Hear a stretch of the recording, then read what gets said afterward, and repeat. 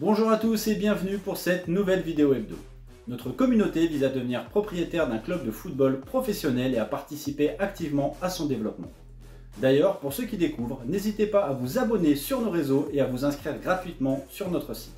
Dans ce cadre, il est essentiel de bien comprendre le fonctionnement d'un club évoluant au plus haut niveau. Cette semaine, nous nous pencherons sur la composition du chiffre d'affaires d'un club professionnel. Et oui, chiffre d'affaires, car avant tout c'est une entreprise qui doit générer des revenus pour prospérer et se développer. Le chiffre d'affaires d'un club de football se compose généralement de 5 sources de revenus principales. Pour commencer, nous avons les droits TV. Réservés aux clubs de Ligue 1 et Ligue 2, ces droits représentent en moyenne 60% de leur chiffre d'affaires.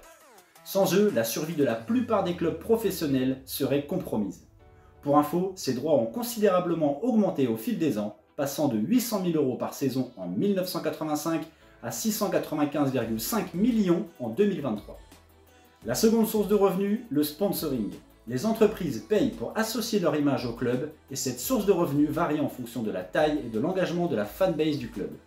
Ensuite, nous avons la billetterie. C'est certainement la plus ancienne source de revenus de l'industrie du football. Elle dépend de la capacité du stade, des joueurs qui composent l'équipe et de la qualité du spectacle offert. Quatrième source de revenus, le merchandising. Il englobe toutes les ventes d'articles à l'effigie du club, telles que les écharpes et les maillots.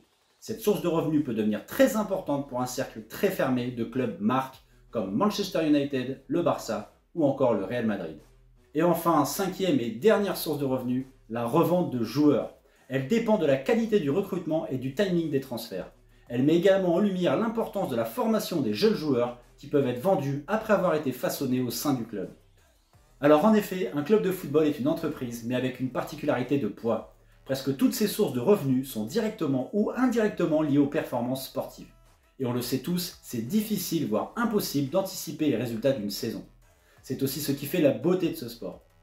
La semaine prochaine, nous explorerons les différentes dépenses nécessaires au fonctionnement d'un club professionnel. Alors avant de nous quitter, faisons comme chaque semaine le point sur l'évolution de notre communauté.